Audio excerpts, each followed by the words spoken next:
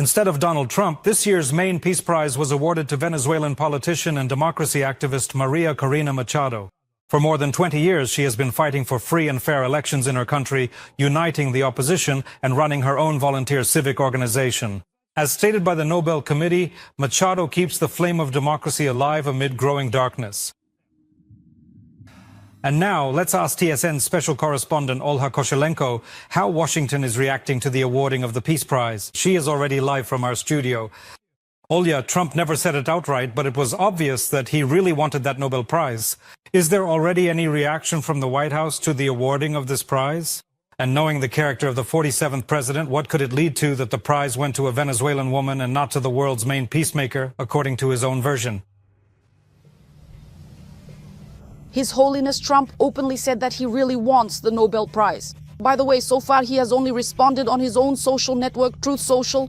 He first reposted a post by this year's laureate, Maria Corina Machado, where in the first half of her post, by the way, she writes that this is a huge recognition for her and that she will continue to fight for the people of Venezuela. And in the second half of the post, she does thank the President of the United States, Donald Trump, as well as the American people and other democratic nations of the world, and writes about how she is counting on them in the fight for Venezuela's freedom.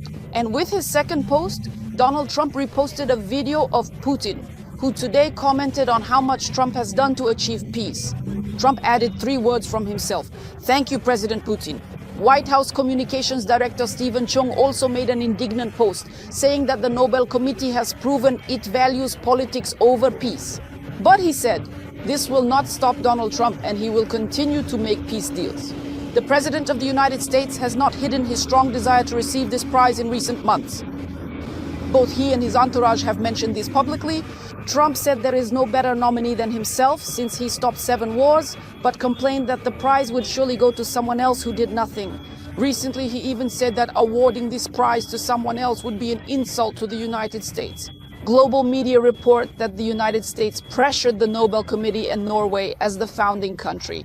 In addition to the public statements themselves, which can also be seen as pressure, the Financial Times, citing sources, also reports that Trump repeatedly raised this issue in conversations with Norwegian officials, and Norway even feared sanctions against itself, such as the imposition of tariffs if Trump were to lose.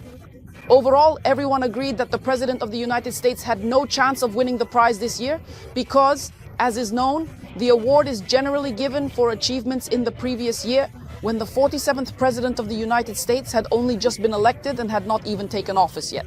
But that didn't stop Trump. European officials, as suggested in a Financial Times article, even speculate that Trump was rushing to conclude a peace agreement between Israel and Palestine this week, specifically to impress the Nobel Committee.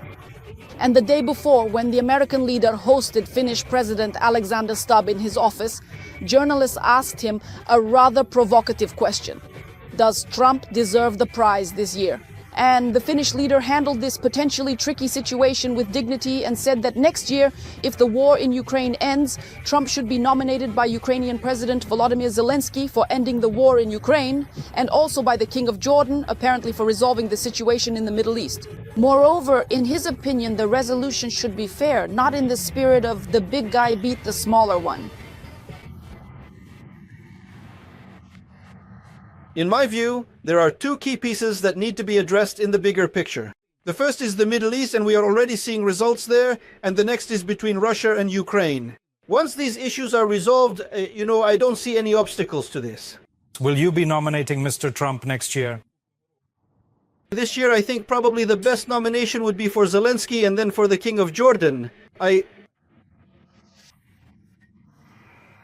As for international affairs, all of Trump's attention is currently focused on the peace agreement between Israel and Hamas.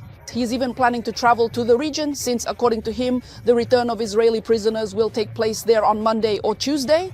As for Ukraine, according to him,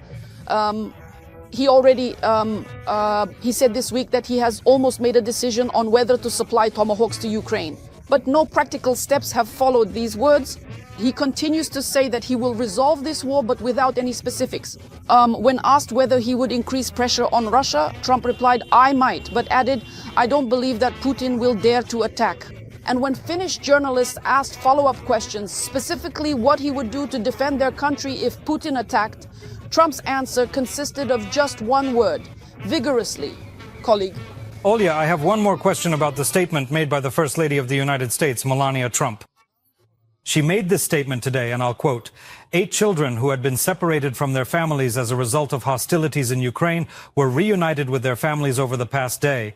Do you have any details? Is this specifically about the return of children to Ukraine?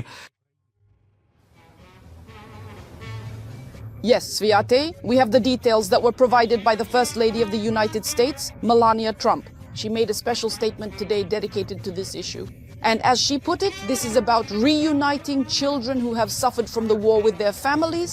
So it's not about returning Ukrainian children to Ukraine, but rather to wherever their parents are, that is, on both sides of the border. According to her, in the past 24 hours, 8 children have already been reunited with their families, including 3 who had been separated from their parents and taken to the Russian Federation and have now returned to Ukraine. But the situation with the other 5 is interesting. As Ms. Melania Trump put it, they were separated from their families by borders. And in particular, one girl, as she said, returned from Ukraine to Russia. She did not provide any further details, but assured that since she handed over a letter to Putin about Ukrainian children in August, her team has been in constant contact with the Russian team, directly with President Putin. She said that the Russians are cooperating diligently and have provided her with detailed information about these 8 children, including biographical data, photos, and the medical procedures that have been performed on them. Also, as Ms. Trump said, she received a joint report prepared by the Commissioner of the Verkhovna Rada for Human Rights and the Russian President's Commissioner for Children's Rights. And also, according to her, she managed to reach an agreement that those children who were minors at the time of relocation but have since turned 18 will also be returned. And so, according to her, Russia has agreed to return these people who are now, in fact, legally adults. Let's listen to her direct speech. For me, as the First Lady, this is an important initiative. It is based on a common goal and long-term consequences. My mission continues to optimize the transparent and free exchange of information about the health of all children who have become victims of this war, and to act as a mediator in the ongoing reunification of children with their families until everyone returns home.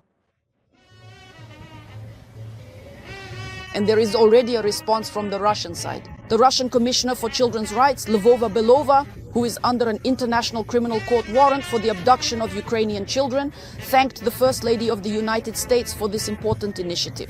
And we have also reached out for comments from the Ukrainian side, in particular to the Verkhovna Rada Commissioner for Human Rights, whom Mrs. Trump mentioned in her speech, as well as to the office of the First Lady of Ukraine, whom the First Lady of the United States, by the way, met with last month in New York. And now we are waiting for their responses. That's sacred. Thank you for gathering all these details.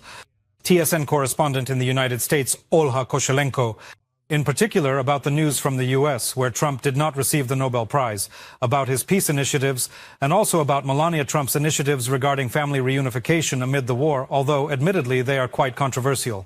Вами їй вдалося домовитися про те, що будуть повернуті також ті діти, які на момент переміщення були неповнолітніми, але зараз їм уже виповнилося 18. І от, за її словами, Росія погодилася повертати цих вже фактично юридично дорослих людей. Послухаймо її пряму мову. Для мене, як для першої леді, це важлива ініціатива. Вона базується на спільній меті і тривалих наслідках. Моя місія триває – оптимізувати прозорий і вільний обмін інформацією про здоров'я усіх дітей, які стали жертвами цієї війни, і стати посередником у постійному воз'єднанні дітей з їхніми сім'ями, поки усі не повернуться додому.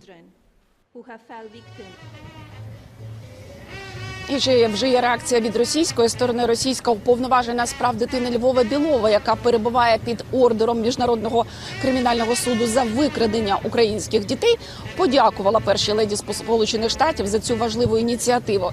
І ми звернулися за коментарями і до української сторони, зокрема до уповноваженого Верховної Ради з прав людини, якого згадала пані Трамп у своєму виступі, а також до Офісу першої леді України, з якою перша леді Сполучених Штатів, до речі, зустрічалася минулого місяця в Нью-Йорку, і зараз чекаємо відповідей. Святе. Дякую тобі, що зібрала всі ці подробиці. Кореспондентка ТСН в Сполучених Штатах Ольга Кошеленко, зокрема, про новини зі США, де Трамп не дочекався Нобеля, про його миротворчі ініціативи і ще про ініціативи Меланії Трамп щодо воз'єднання сімей на тлі війни, щоправда, доволі неоднозначні.